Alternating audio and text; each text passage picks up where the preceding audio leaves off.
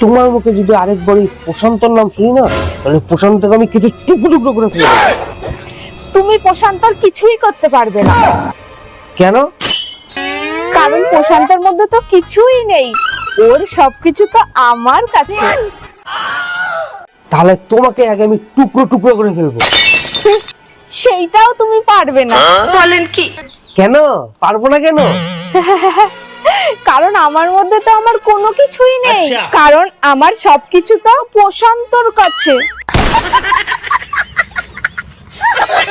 চল চল চল ঘরে চল, সিনেমার ডায়লগ মারছে, চল ঘরে।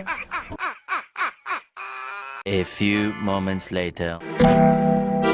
लेकिन ये साला कर क्या रहा है यहाँ पे?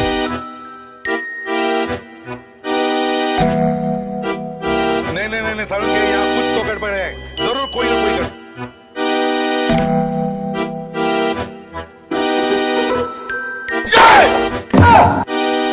শালি তোর এত বড় সাহস, তুই আবার পালাচ্ছিস? চল শালি।